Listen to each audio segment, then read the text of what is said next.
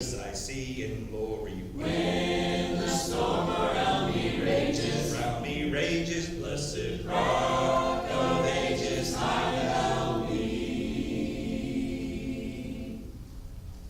I will call upon the Lord, who is worthy to be praised. So shall I be saved from my enemies, and know the Lord liveth, and blessed be the rock and let God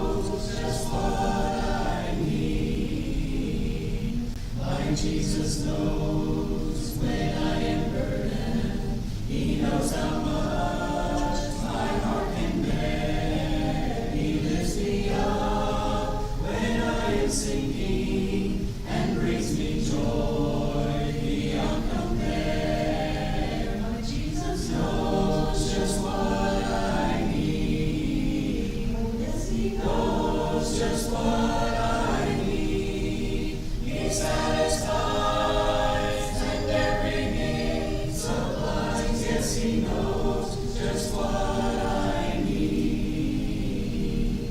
When other friends seem to forget me, when skies are dark, when hope is gone, by faith I feel His arms about me and hear Him say, you're not alone. My Jesus knows just what I need. Oh, yes, He knows just what I need. He satisfies and every need supplies. Yes, He knows just what I need. Come, let us sing with joy to the Lord. Let us shout aloud to the rock of our salvation. Let us come before Him with thanksgiving and extol with music and song. For the Lord is a great God, the great King above all gods. In His hands are the depths of the earth, and the mountain peaks belong to Him. The sea is His, He made His hands.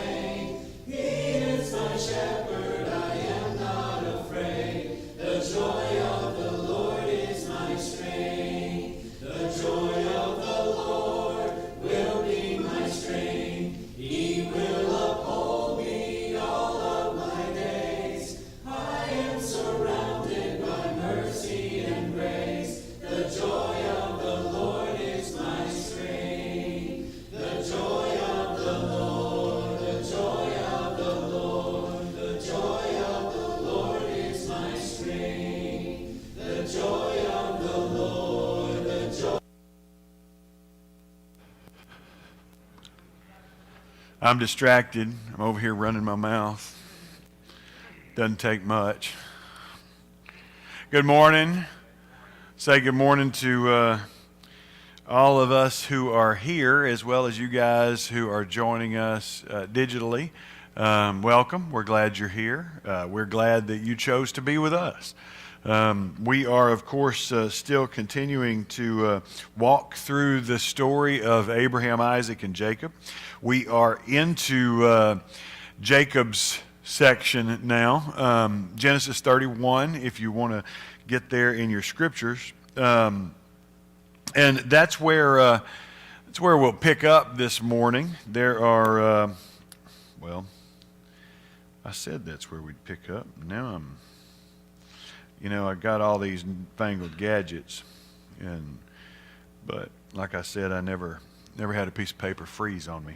But at any rate, when we left, Jacob and Laban had made this deal. Jacob is living with Laban, and you remember that story. He's agreed to work for him for a number of years in exchange for his wife, and then Laban pulled a fast one on him. He agreed to work another 7 years for the wife he really wanted. And then he stayed on a little bit after that, and they had this deal where Jacob would take the off-color lambs and sheep and goats, and Laban would take the normal ones, and God blessed that so that Jacob's flock has grown and Jacob has prospered. And so that's where we're at in a nutshell. That's a y'all are old enough you remember that's the Reader's Digest version. You say it to kids and they just look at you like you got 3 eyeballs. They don't know what Reader's Digest was. So Genesis 31 verse 1, Jacob heard that Laban's sons were saying, Jacob has taken everything our father owned and has gained all his wealth from what belonged to our father. And Jacob noticed that Laban's attitude toward him was not what it had been. And Jacob beheld the countenance of Laban, is what that reads in some of your versions. Literally in the Hebrew, it says the countenance of Laban was not the same as yesterday and the day before. Now this is another idiom. You've heard me talk about idioms before. It's a saying. It means his face had changed. Now what that means, and we get that, is that because of Jacob's prosperity, Laban didn't look at him the same way anymore. And so we kind of get that. Laban's attitude towards Jacob had changed. Why? Why do you think Laban's attitude toward Jacob had changed? Anybody want to jump in there? He was jealous. I mean, not really a big stretch there, right? He was jealous. Jacob is prospering. His flocks are growing. Laban's flocks are not growing. Now Laban, remember we learned in the chapter before, Laban has been being blessed because Jacob was there. And he had figured out that Jacob was the source. God had been blessing Laban's household because of Jacob's presence. That's why Laban was so worried about him leaving, because he wanted to keep his good luck charm. Laban is very pagan and very into witchcraft and divination and kind of all this pagan stuff. And Jacob is nothing more to him than a good luck charm at this point. And he's worried he was going to lose his good luck charm. Well, now he's kept his good luck charm, but he's lost his good luck because his flock is not growing now. Jacob's flock is growing, and his flock is not. And so there's this jealousy creeping in. The sons are even more annoyed because Jacob's prospering, and they're like, well, everything he's got, stuff he got from our dad. We're supposed to have all that. Why aren't we getting that? And it's one of the things that we've had to talk about over and over. I'm sure you have too with raising kids, that whenever you're successful, somebody's going to be envious of that. Somebody's going to be jealous of that. Somebody is going to try to tear you down. One of my rants that I do nowadays, and my kids hear it all the time, is I don't rant about cancel culture as much as I rant about our consumer culture or our spectator culture. We have a culture now where we don't really produce a lot of stuff. We don't really do anything. We just sit around and talk about the people who actually are doing things. That's what all social media is people tearing down other people and running down. I mean, go through the comment section, go through the news sites or the social media sites, and anybody who's actually doing anything, there's 400 comments or more after it of people saying something negative about it and tearing it down. It's just this culture that we've created where we just sit and tear other people down. Well, it's not new. It's not new with our culture. It's not new with Americans. It's not even new with social media. It's as old as Scripture. You know, Jacob starts being prosperous. Jacob starts being successful. And that creates this envy, this jealousy with Laban and with his sons. So there'll always be those who despise success and want to tear it down.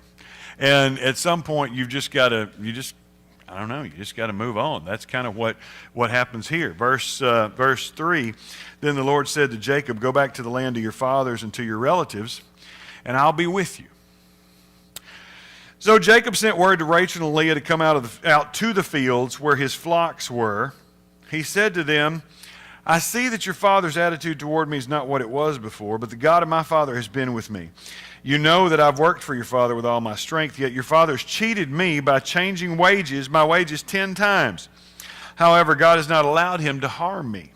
If he said the speckled ones will be your wages, then all the flocks give birth to speckled young. And if he said the streaked ones will be your wages, then all the flocks bore streaked young. So God has taken away your father's livestock and given them to me. In breeding season, I once had a dream in which I looked up and saw that the male goats mating with the flock were streaked, speckled, or spotted. The angel of God said to me in the dream, Jacob, I answered, here I am.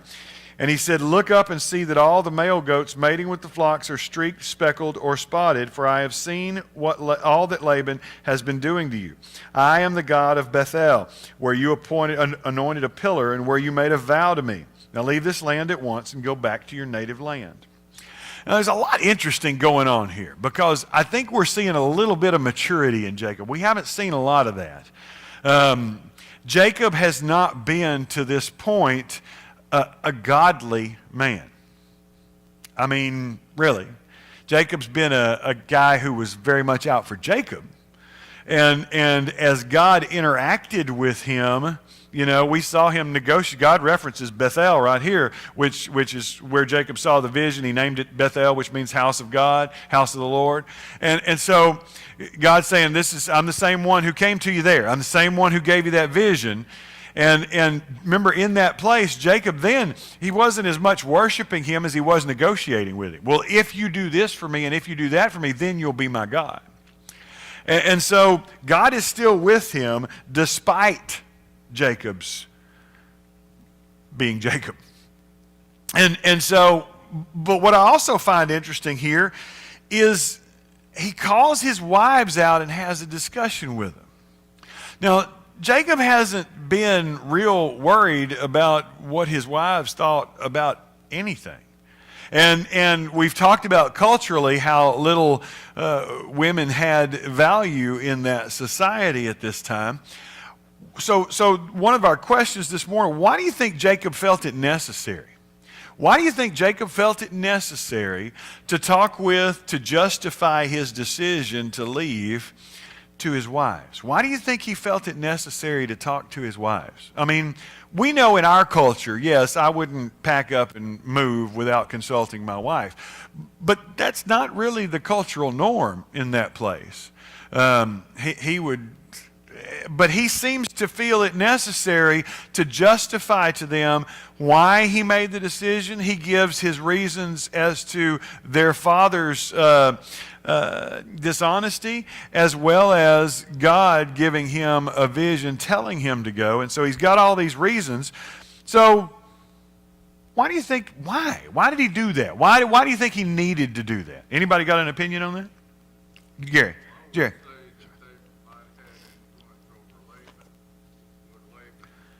Okay. Jerry says that they might have influence over Laban and what Laban's doing. That's possibly his thought process, that I'll bring them in and see what they say. Anybody got another opinion? Miss Pat. They're going to have be involved with packing and getting the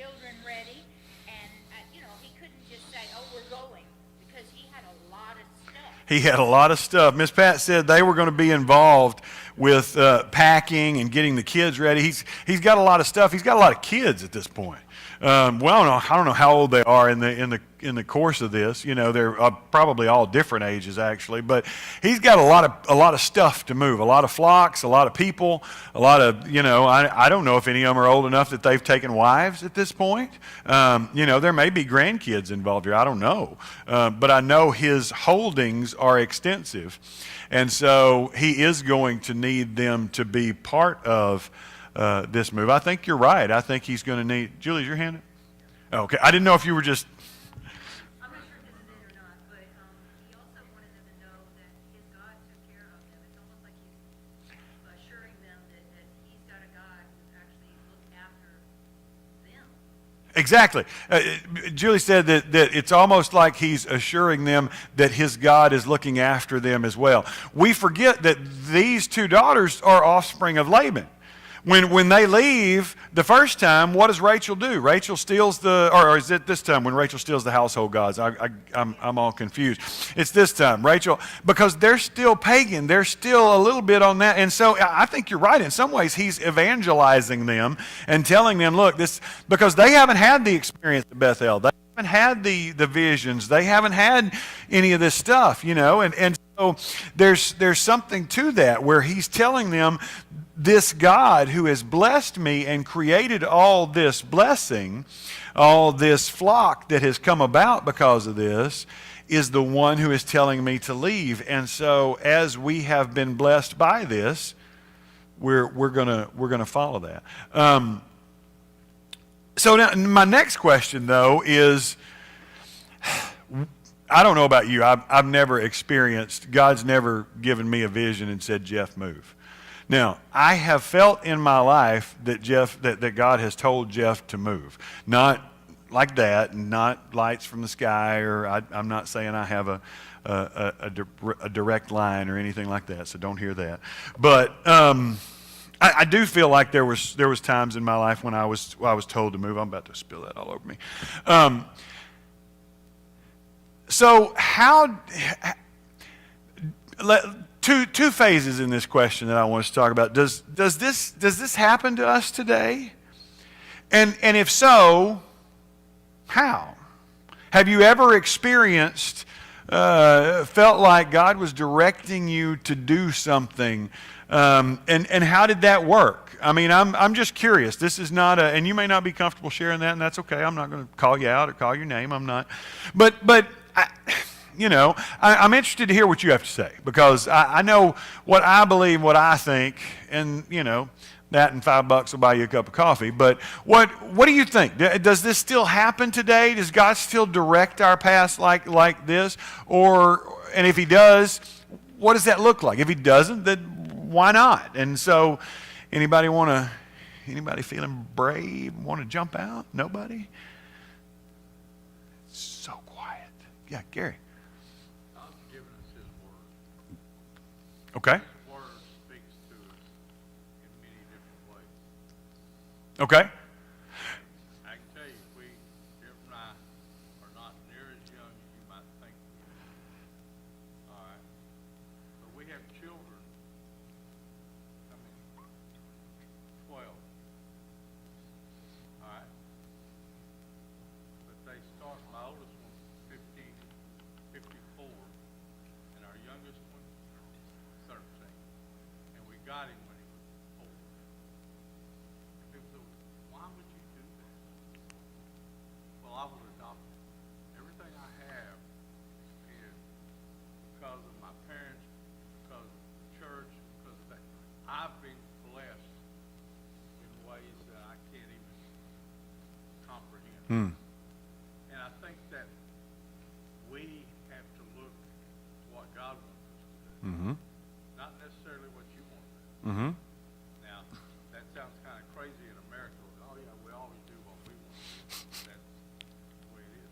But as a Christian, we have responsibilities if we have the ability and the time and the opportunity. It's not saying you have to go do this, but you look for those opportunities. Mm-hmm. Our oldest daughter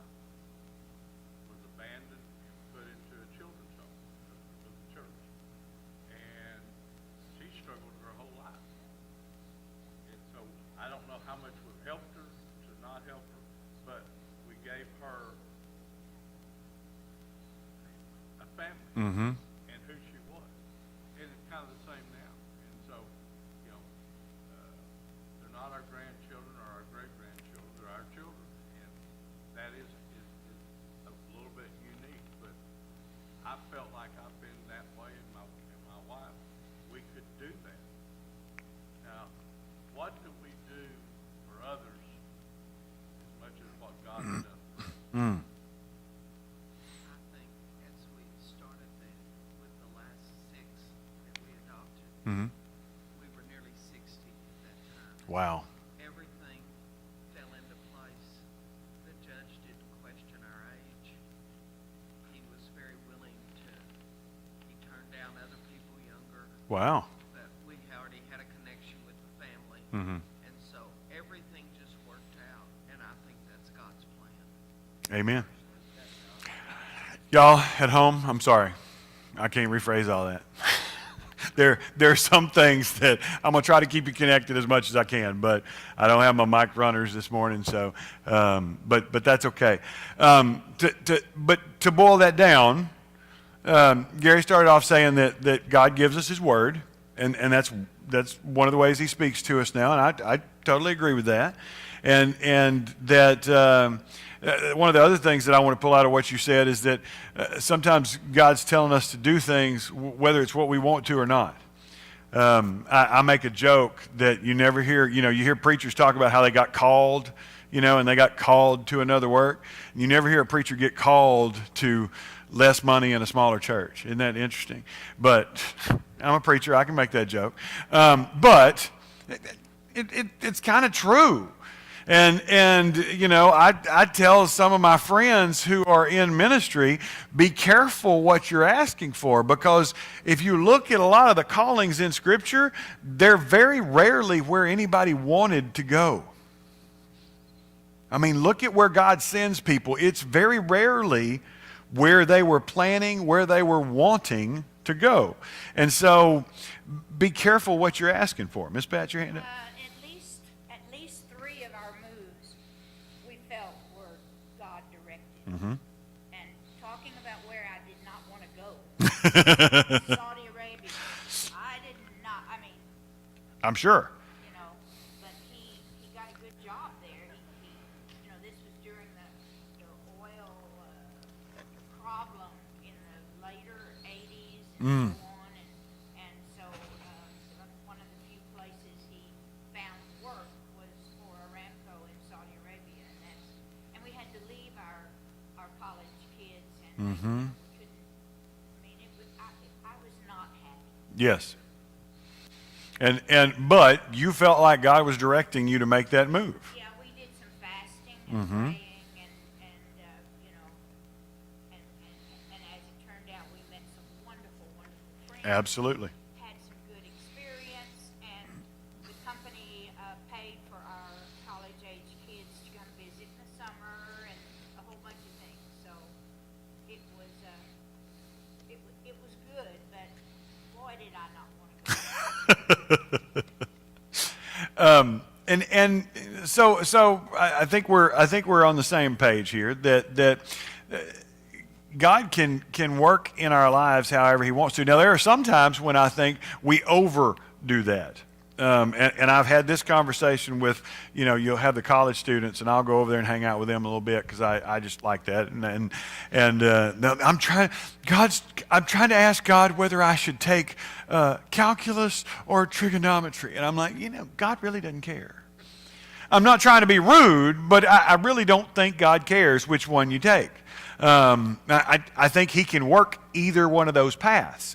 I think sometimes that's true when you have the youth group and they're, I'm trying to decide whether I should date Johnny or Tommy. I don't think God cares.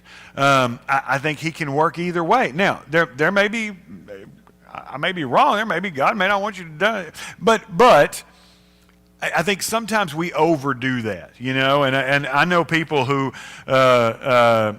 there's devil under every bushel. And if they don't get a good parking place at Target, it's because Satan wouldn't let them have a parking place. And you're kind of overdoing it there a little bit. But so there's poles. Does that make sense? We swing that pendulum back and forth. Maybe I'm off. Jacob here is talking about Laban's treatment of him. He says, your father's cheated me and changed my wages 10 times. The term cheated, the Hebrew there is something like to mock or to deceive or to trifle with. And so you get this idea that Laban's messing with him. Laban is trying to manipulate this deal. And so he keeps changing it. We're not told exactly how Laban changed the wages, but it's obvious from the context that, Jacob says, well, if he says that my wages will be the speckled sheep, then God makes them all speckled. And if he says they're going to be striped, then God makes them all striped. So we get the impression here that Laban was saying, no, I said you could have all the speckled sheep because they were all striped or whatever. And then when they start having speckled sheep, well, no, I didn't say that. I said you could have the striped sheep. And so that's my impression here from the context of what we're talking about. But every time he made a change, Jacob says, God intervened and blessed the remaining flocks to fit whatever the change was. And so Laban could never get ahead. God did not allow him to hurt me is what Jacob says. So verse 14, they pick up, then Rachel and Leah replied, do we still have any share in the inheritance of our father's estate? Does he not regard us as foreigners? Not only has he sold us, but he's used up what was paid for us.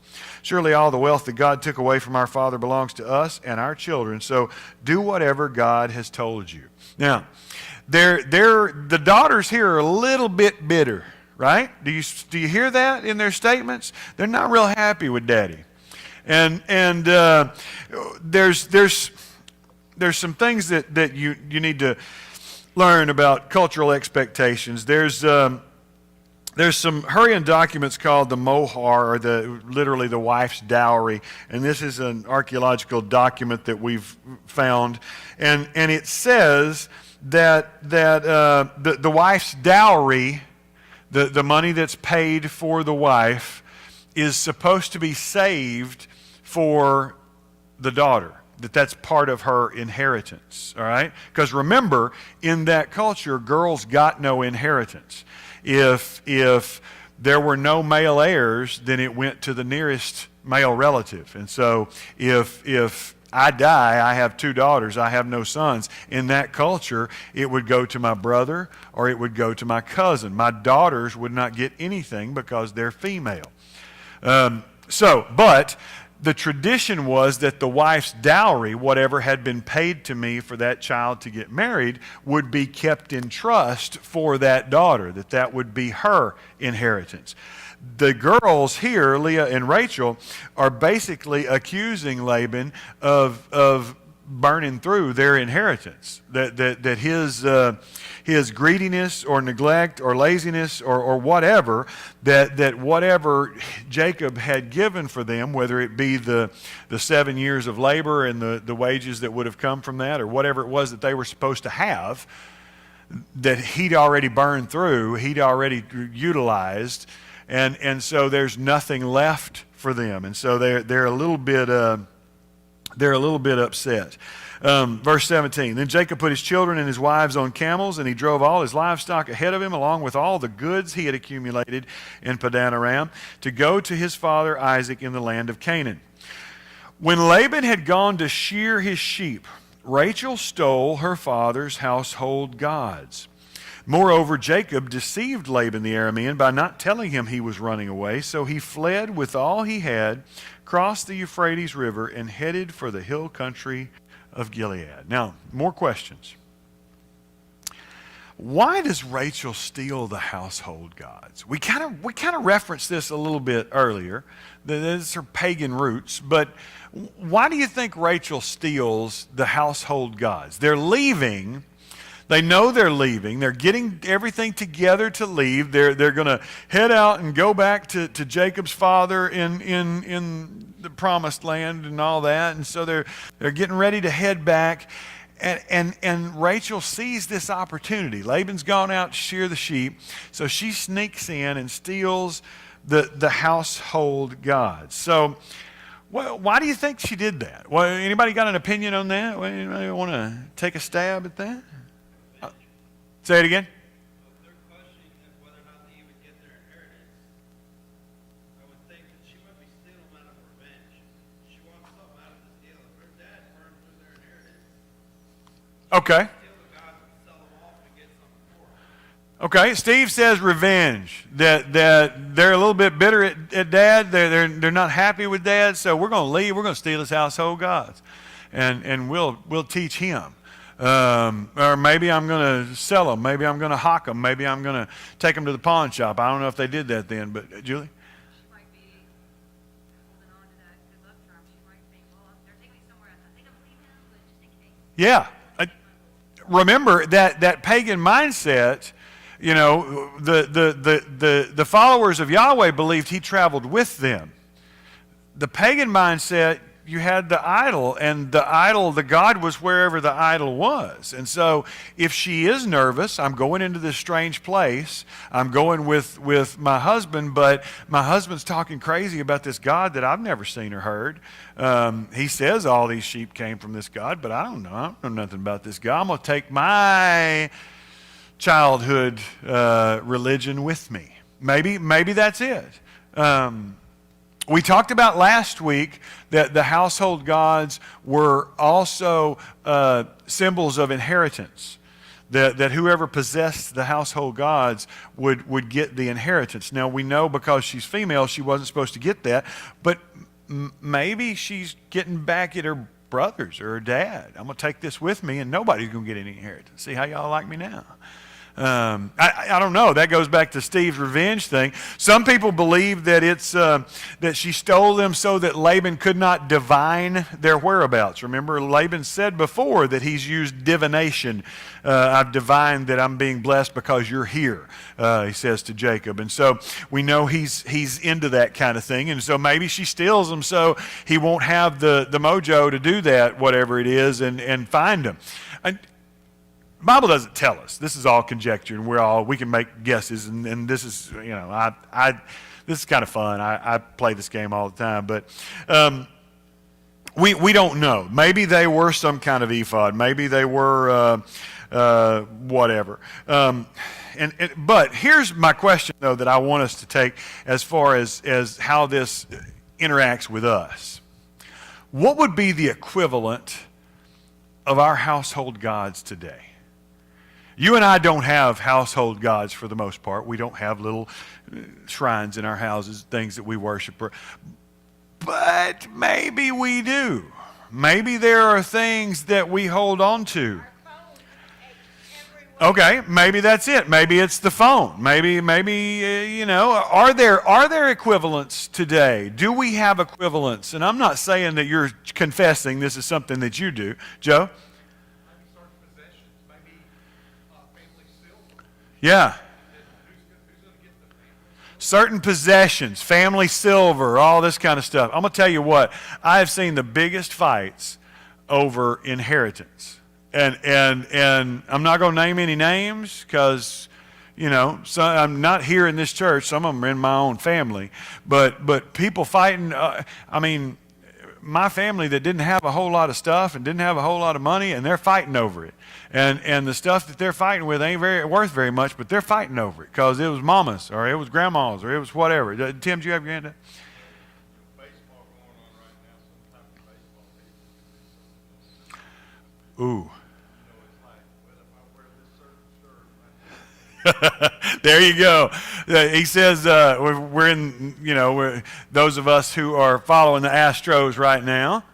This is the time of year when the rest of the country hates us, and that's okay. I like that. But seriously, baseball people are some of the most superstitious people you'll ever meet. And so maybe, there's some of y'all that haven't changed your socks throughout the entire playoff run. It's time. But you know what I'm saying. What he's saying is, maybe if I wear this shirt every game, or I've got to do this thing, it's still that little bit of divination or a little bit of good luck charm mojo that we've got going. Brenda? Uh-huh.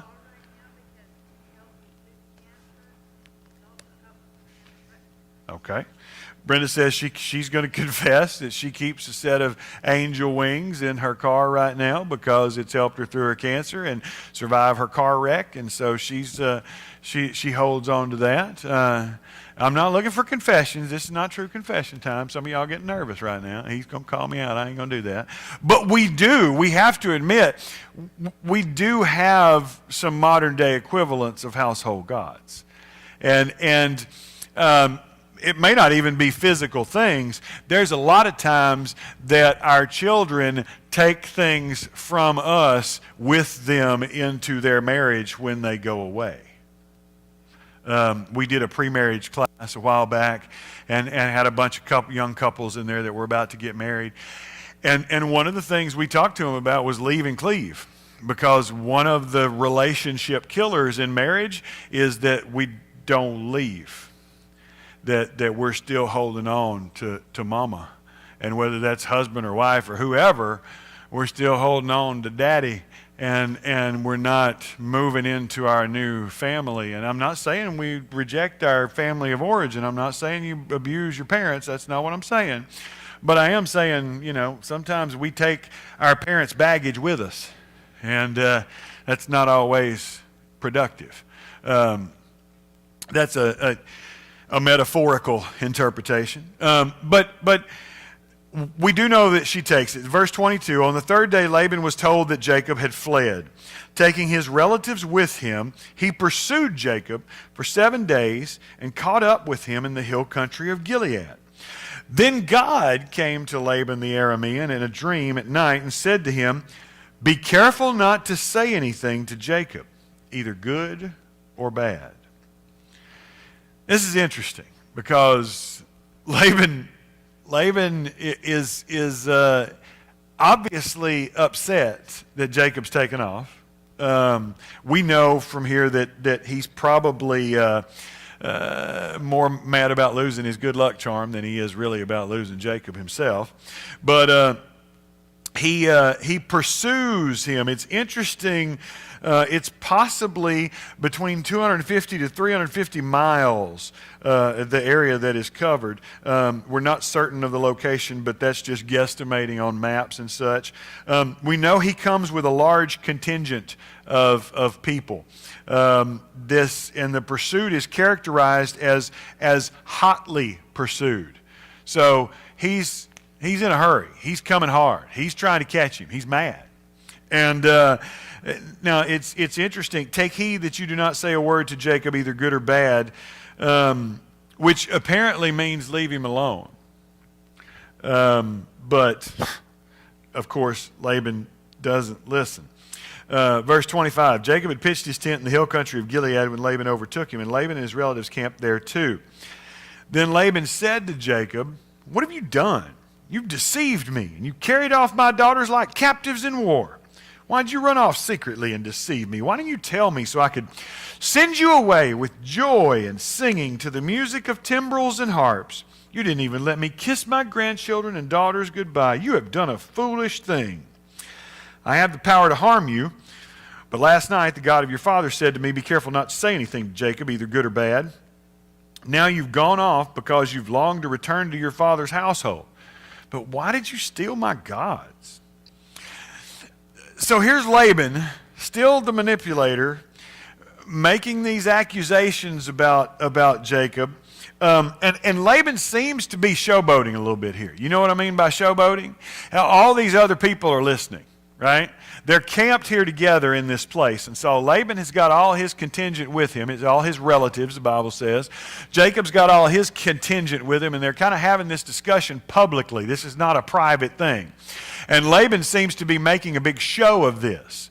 Not because his words here are very disingenuous. I think he's showing out for the people who are listening. Why did you leave like this? You didn't even let me kiss my grandchildren. I can't believe you would do such a thing. I would have had a party for you. I would have said goodbye to you in a grand fashion. And don't any of us believe that. But he's showing out here. He would have given Jacob a party, and Jacob remembers the last party Laban held for him, and that didn't turn out real well for Jacob. Now you have done foolishly is a biblical term that usually connotates sin and guilt. It's used in 1 Samuel for Saul. It's used in 2 Samuel with David. And so there's a little bit of it's not just this was a dumb decision. He's making an accusation of guilt and sin.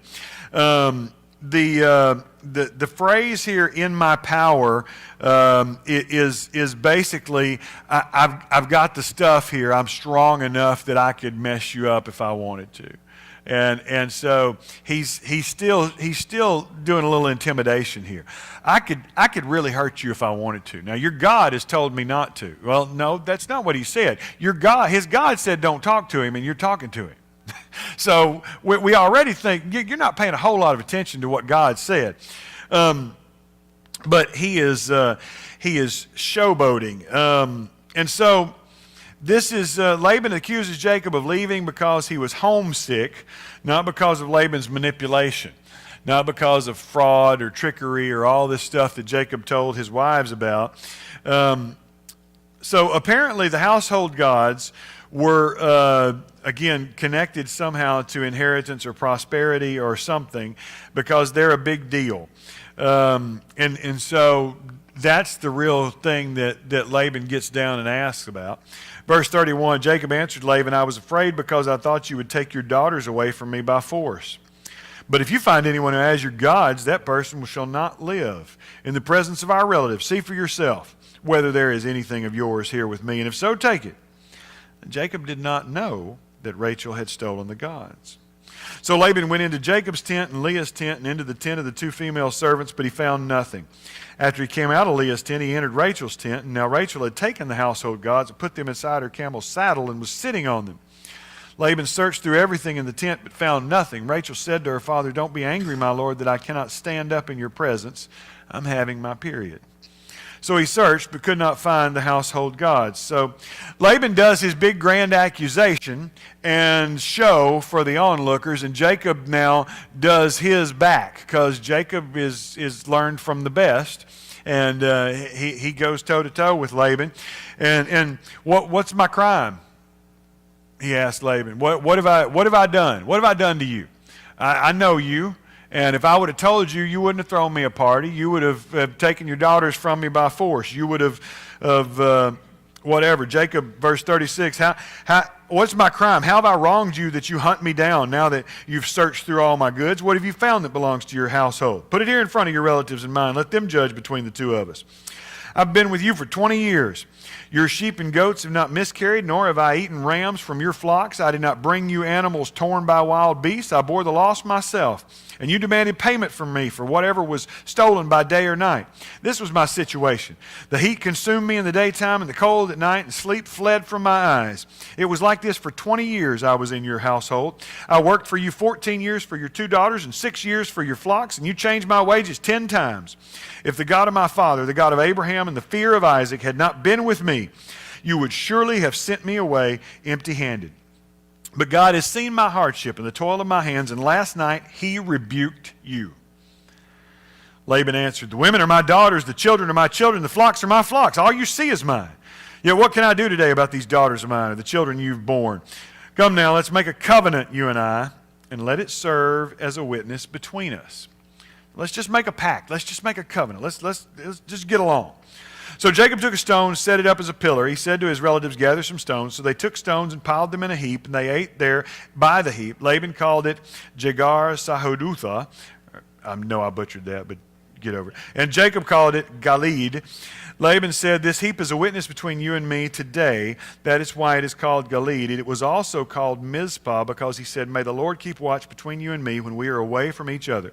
If you mistreat my daughters, or if you take any wives beside my daughters, even though no one is with us, remember that God is a witness between you and me.'" And so we're going to stop there because we're running out of time, but I want to hit this because I think this is funny. And this is just me. I don't know if you've been into, we don't have one here, but the big box Christian stores, and they sell everything Christian, and it's just one more brand name of stuff, and I'm not going to go down that rant. But one of the things they sell is a Mizpah ring.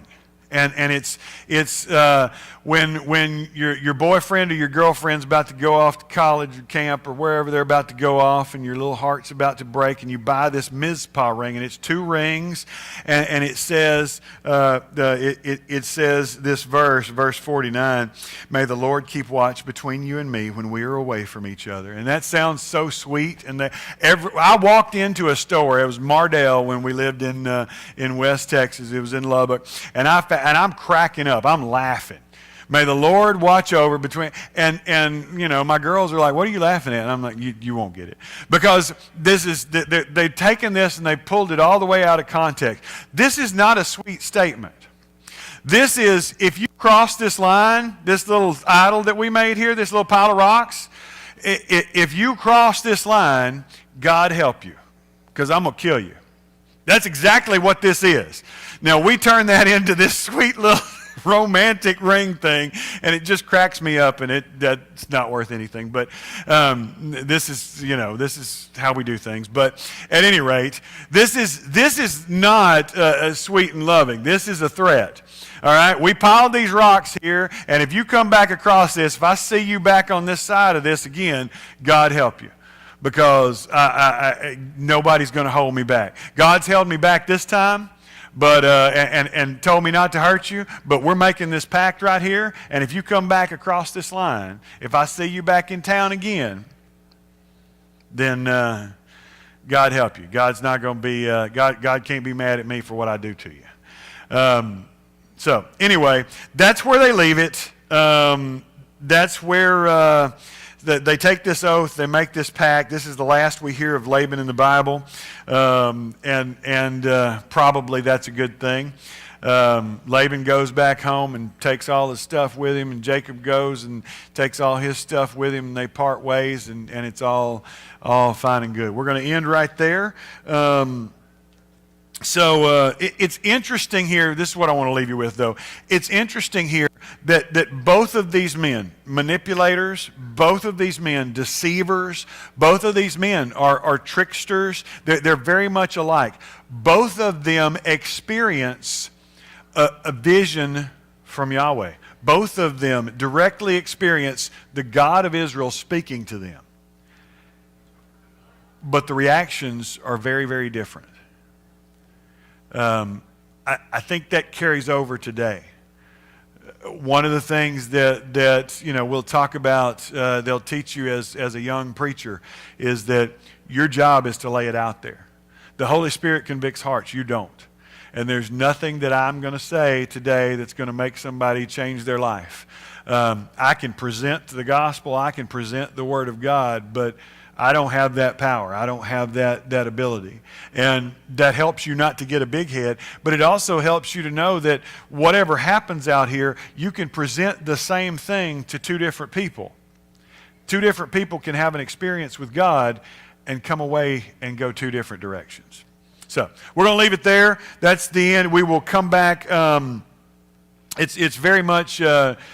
I don't know, it's reminiscent of Simon the sorcerer, Laban wants the blessing of God that Jacob has, but he doesn't really want to submit for it. He wants to kind of buy it. He wants to finagle his way into it. Sorry, I'm still going, and I said I was quitting. I apologize. 10 minutes, we'll be back in here for worship. Thank you. Y'all have a great morning.